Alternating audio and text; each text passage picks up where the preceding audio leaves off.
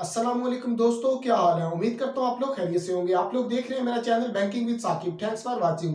दोस्तों, बैंकिंग से मुताल्लिक तमाम किस्म की इंफॉर्मेशन हासिल करने के लिए मेरे चैनल के साथ जुड़े रहिएगा। मेरे चैनल को लाजमी सब्सक्राइब कीजिएगा। दोस्तों, आज की वीडियो उन लोगों के लिए बहुत ज़्यादा फायदेमंद होने वाली है जो लोग बैंक से कर्जा हासिल करना चाहते हैं, यानी बैंक से पर्सनल लोन हासिल करना चाहते हैं। पर्सनल लोन के बारे में आज मुकम्मल इस वीडियो में बताऊंगा। दोस्तों, जिंदगी के मामलात को चलाने के लिए हमें बैंकों से या मुख्तलिफ अदारों से या मुख्तलिफ लोगों से कर्जा हासिल करना पड़ता है। बाज़ औक़ात हमारे जो अखराजात होते हैं हमारी इनकम से ज़्यादा होते हैं, तो इस सूरत हाल में हमें कर्जा उठाना पड़ता है। जैसा कि शादी के लिए, घर खरीदने के लिए, तालीम के लिए, ऐसे बहुत सारे और मामलात होते हैं। इनको पूरा करने के लिए हमें बैंक से कर्जा हासिल करना पड़ता है या मुख्तलिफ अदारों से या मुख्तलिफ लोगों से कर्जा हासिल करना पड़ता है। आज हम बात करते हैं बैंक से कर्जा हासिल करने की। दोस्तों, जब भी हम बैंक से कर्जे के लिए रुजू करते हैं तो हमें अक्सर नाकामी का सामना करना पड़ता है या हमारे प्रोसेस को बहुत ज़्यादा डिले कर दिया जाता है। इसकी मेन वजह यह है कि हमारे पास इंफॉर्मेशन की कमी होती है।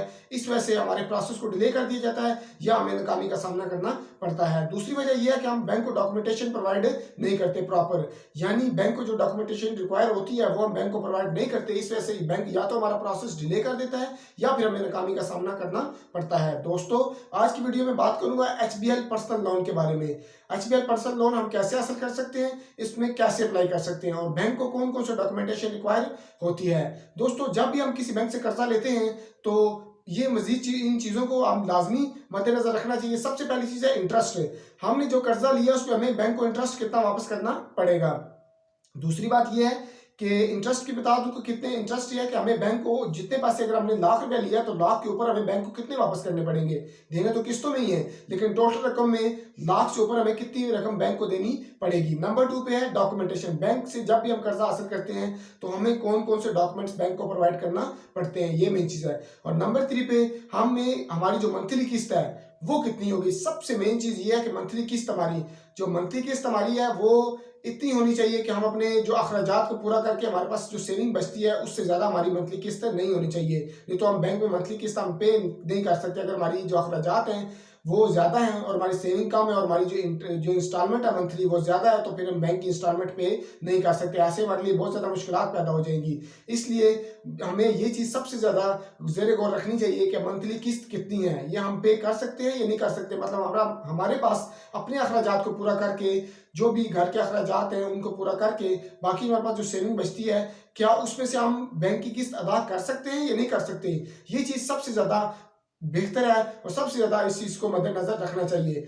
दूसरी बात दोस्तों, बता दूं, बैंक से हम अगर हम 10 लाख रुपए लेते हैं तो इन्हीं तीनों चीज़ों को हमें मद्देनजर रखना चाहिए कि हमें इस पे इंटरेस्ट कितना पे करना है और इसकी मंथली किस्त कितनी होगी, उसके लिए हमें डॉक्यूमेंटेशन क्या क्या रिक्वायर होंगे। दोस्तों, HBL पर्सनल लोन के बारे में आपको मुकम्मल तौर पे गाइड करता हूं। तो दोस्तों, चलते हैं HBL की वेबसाइट पे, वहां पे आपको मुकम्मल तौर पे गाइड करूंगा कि HBL का पर्सनल लोन हम कैसे हासिल करना चाहते हैं, उसका ओवरव्यू दूंगा।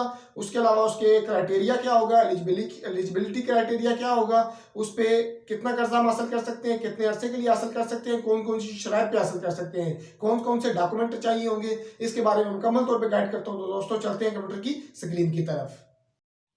जी दोस्तों, अभी हम आ गए कंप्यूटर की स्क्रीन पर। यहाँ पर हमने HBL की वेबसाइट ओपन की है। इसमें HBL.com आप गूगल पे लिखेंगे, उसके बाद इसमें पर्सनल पे क्लिक करेंगे, उसके बाद लोन्स पे जैसे ही आप क्लिक करेंगे तो नीचे सेकंड नंबर पे आपके पास ऑप्शन आएगा इधर HBL पर्सनल लोन। इसमें मोर डिटेल्स पे आप क्लिक करेंगे तो इसमें सबसे पहले ऊपर लिखा होगा HBL पर्सनल लोन, यानी HBL जो पर्सनल लोन देता है उसके बारे में इसमें कंप्लीट इन्फॉर्मेशन होगी। A loan for every dream. HBL आपके ख्वाबों को पूरा करने के लिए आपको कर्जा फराहम करता है। इस कर्जे के ओवरव्यू में अगर देखा जाए इसमें क्या लिखा हुआ है, इसमें लिखा है कि दोस्तों HBL आपको आपकी माली ज़रूरियात को पूरा करने के लिए कर्जे फराहम करता है जब भी आपको इसकी ज़रूरत पड़ती है। HBL आपके ख्वाबों को पूरा करने के लिए आपको कर्जे फराहम करता है। नंबर 2 पे दोस्तों देखते हैं फीचर्स पे हमने क्लिक किया तो ये स्क्रीन में हमारे सामने फीचर्स शो हो रही हैं। इसमें जो सबसे पहली फ़ीचर है कि इसमें कर्जे की लिमिट के बारे में बताया गया है कि ये कर्जा कितनी लिमिट में हम हासिल कर सकते हैं। इसमें कम से कम लिमिट है दोस्तों 25,000 और ज़्यादा से ज़्यादा इसमें लिमिट है 30 लाख रुपया। आप 25,000 से लेकर 30 लाख तक का कर्जा हासिल इसमें कर सकते हैं। आपकी मर्ज़ी है, आप इसमें 25,000 से लेकर 30,000 के दरमियान कोई भी अमाउंट है, 1 लाख, 2 लाख, 3 लाख, 10 लाख, 15 लाख, 25 लाख, 26 लाख, 28 लाख, 29 लाख, कोई भी अमाउंट आप इस लिमिट के दरमियान में हासिल कर सकते हैं। इस लिमिट से ज़्यादा आप कर्जा हासिल नहीं कर सकते, यानी 35 लाख, 31 लाख भी आप हासिल नहीं कर सकते। इसकी लिमिट 30 लाख है, तो आप 30 लाख के अंदर अंदर ये कर्जा हासिल कर सकते हैं।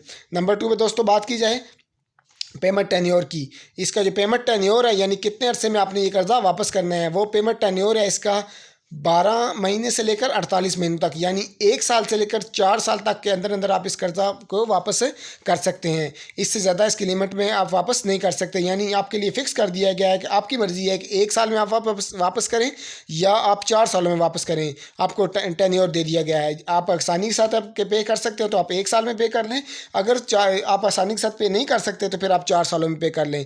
ये टेन्योर इसलिए रखा गया है कि अगर कर्जे की किस्त अगर ज़्यादा हो जाती है, अगर आप ज़्यादा पे कर सकते हैं, किस्त बड़ी रकम पे कर सकते हैं पर मंथ, तो फिर आपको कम टाइम रखना चाहिए। अगर आप किस्त बड़ी पे नहीं कर सकते, किस्त छोटी आप पे करना चाहते हैं, मंथली किस्त है, तो फिर आपको जो 48 मंथ्स वाला ऑप्शन है ये आपके लिए बेटर रहेगा। नंबर 3 पे आता है दोस्तों available for top up facility after 12 months है। आपको हर 12 महीने इसमें ये फैसिलिटी दी गई है कि आप उस लोन को रिन्यू करवा सकते हैं। उसके बाद दोस्तों इसमें एक एक्स्ट्रा चीज़ दी गई है, लाइफ इंश्योरेंस कवरेज है। आपको इस कर्जे में लाइफ इंश्योरेंस कवरेज भी दी जाती है।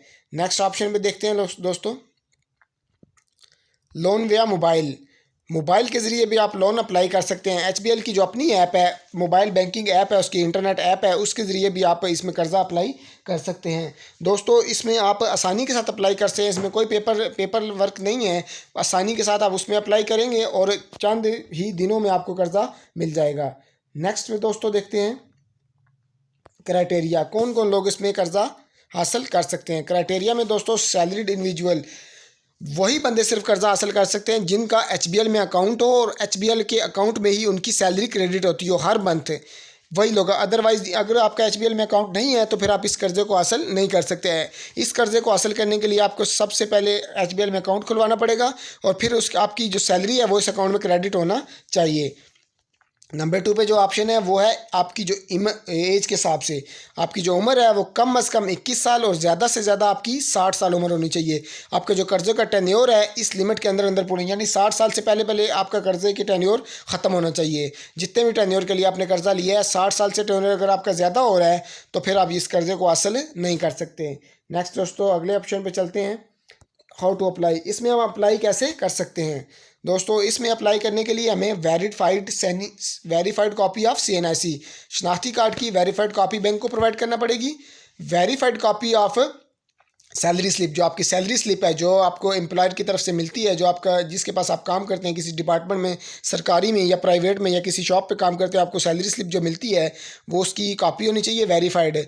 लेटर फ्रॉम द एम्प्लॉयर, आपका जो एम्प्लॉयर है जिसके पास आप काम करते हैं, चाहे किसी सरकारी दफ्तर में काम करते हैं या किसी प्राइवेट दफ्तर में या किसी शॉप पर या किसी भी जगह पर आप काम करते हैं, आपके एम्प्लॉयर की तरफ से एक लेटर है, लेटर हेड पर वो लिख के देता है कि मेरे पास एम्प्लॉई है और इसको ये लोन फ्राहम किया जाए।